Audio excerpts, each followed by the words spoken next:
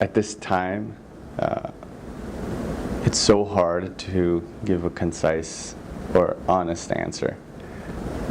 I really feel like even as a country, we have no idea where we're going to be 3 years from now. And let's be fair. I think that everyone should have a 5-year plan, speaking more practically and from a professional point of view. And everyone should feel that the ceiling within which they're working under, that it will meet their growth. It will not stifle them, will not hinder their growth. You need to be able to rise as high as you feel you need to be able to. Fortunately, this was a festival. The Miami Jewish Film Festival is an organization that grew with me. As my abilities really became much more strong, the way in which we were able to drive this festival, forward, the organization was willing to go alongside that. Now, Popcorn Frights is an organization I funded myself because I feel like this is a community that really is underserved. The genre film community, it's underserved. I really don't know how much longer I can just work within the narrow frame of programming Jewish and Israeli films. I've done it now for 5 years, and I've grown a festival alongside a phenomenal staff, a wonderful board, great friends. I've grown an organization that's now become one of the most respected and one of the largest in the entire world. I've also started a festival from scratch completely and grown it to become one of the most respected and largest genre film events in Southeast United States.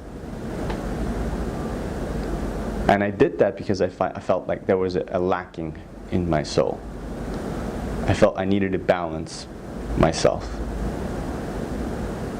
The kind of experience that a genre film event provides is one that's highly different than a Jewish-Israeli festival, as you can imagine.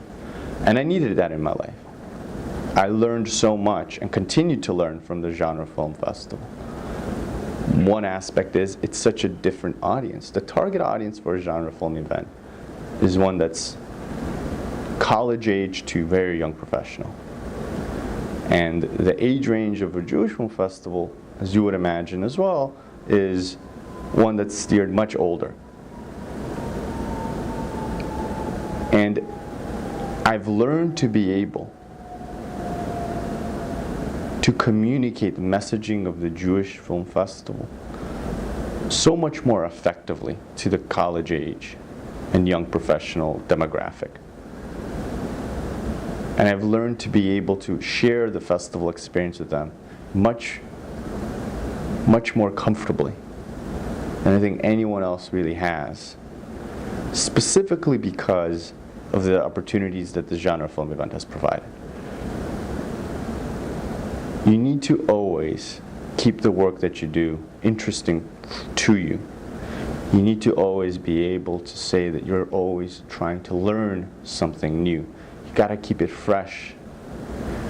You have to find reasons. Just make it compelling.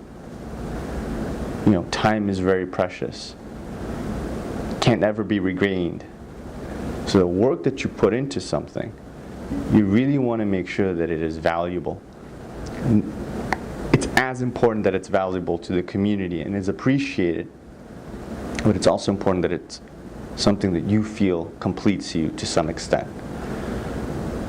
You need to feel there's always something at stake. And the future of Jewish community is one that is quite big. How do we make the Jewish Film Festival exciting and worthwhile to a college-age audience? I think this year we've really connected in an exciting way. We had events that were sold out at capacity, 100 kids in line at rush line just to get in.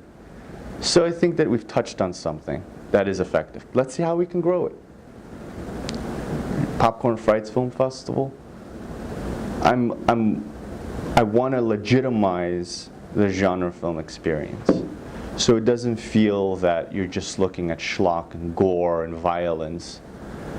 I really believe that it's an elevated art form that reflects in the most incredible way things that are haunting and keeping our civilization awake. And it does it in an incredible way, and one that's really clever, nuanced, highly complex, and really pure, because there's nothing dishonest about it. You're giving a promise to see a horror movie. You're going to get a horror movie. Now, that's the end of that journey. The actual travel within that story is a thing that's really incredible. And I really look forward to seeing how we could continue to expand that platform, make it more inviting and exciting and challenging to our community. How much time can I continue to make this work interesting for me? I don't know. I don't think anyone has those kinds of answers. When does an athlete know that their time is up? I usually think that there is a coach involved to tell you you're really, your body's really not where your mind is anymore. I think that this is not an athletic job, right? I think that for me it's going to be, is there another opportunity that opens itself up, that gives me even more possibilities for impact, to really empower artists, to have them shine even more, to allow not maybe just the Miami community, but maybe a much wider community to discover these works of art. When that opportunity presents itself, I don't know, but I certainly will be, interested in the options that it provide itself, and how I respond to them.